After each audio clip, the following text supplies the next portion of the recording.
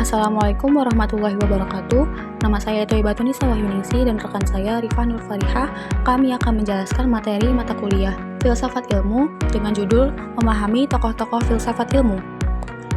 Filsafat berasal dari bahasa Yunani, philos atau cinta dan sophia artinya kebijaksanaan.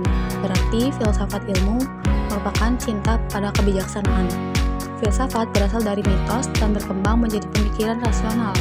Fungsinya untuk mendorong manusia untuk berpikir mendalam, mempertanyakan, mengkritisi kebenaran yang sudah dianggap mapan.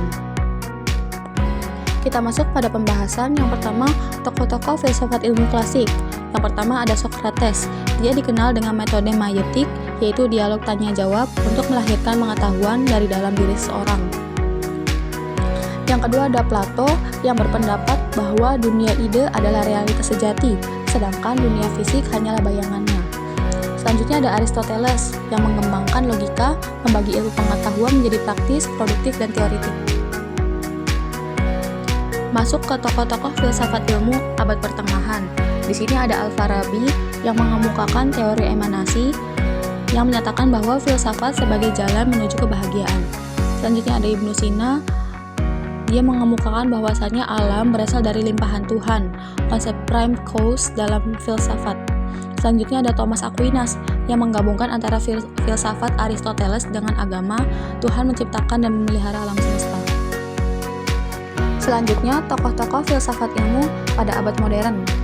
Di sini ada René Descartes, John Locke, dan juga Immanuel Kant. Kemudian yang terakhir, tokoh-tokoh filsafat ilmu pada abad kontemporer. Di sini terdapat Karl Popper yang mengemukakan teori falsifikasi atau ilmu berkembang melalui hipotesis dan refutasi. Selanjutnya ada Thomas Kuhn yang mengemukakan bahwa konsep paradigma dan revolusi ilmiah, ilmu berkembang melalui perubahan besar bukan proses linear. Selanjutnya ada Paul Feyerabend yang mengungkapkan anarkisme epistemologis, tidak ada metode ilmiah yang mutlak. Filsafat ilmu memberikan kontribusi besar terhadap perkembangan ilmu pengetahuan.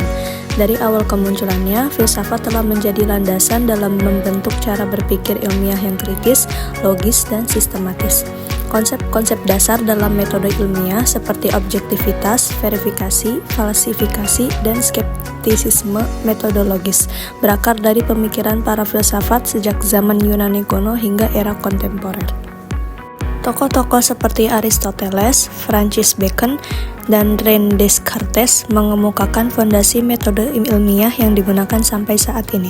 Aristoteles dengan logika deduktifnya, Bacon dengan metode induktif, dan Descartes dengan keraguan metodisnya membentuk landasan berpikir rasional yang sangat berpengaruh dalam ilmu pengetahuan.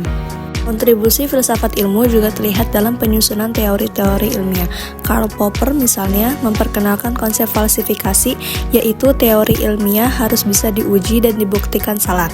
Thomas Kuhn memperkaya pemahaman kita tentang bagaimana ilmu berkembang melalui revolusi ilmiah dan pergeseran paradigma.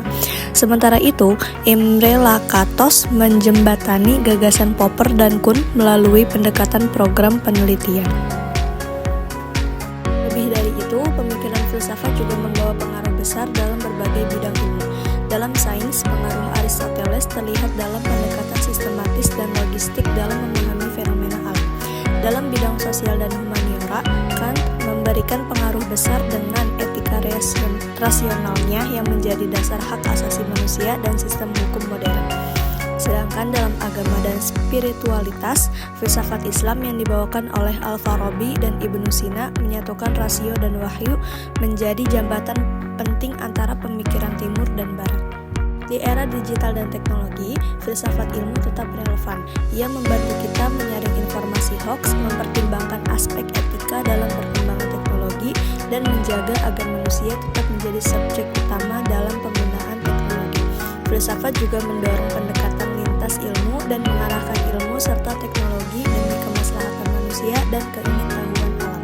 Kesimpulannya, filsafat ilmu adalah pilar penting dalam pengembangan ilmu pengetahuan. Ia membentuk cara berpikir ilmiah, menjaga integritas keilmuan, dan relevan dalam menghadapi tantangan zaman modern. Tanpa filsafat, ilmu bisa kehilangan arah dan nilai-nilai kemanusiaannya. Dan kami, bagi mahasiswa dan sejarawan, penting untuk mempelajari filsafat ilmu agar kajian dan kegiatan akademik memiliki landasan konsep yang kuat.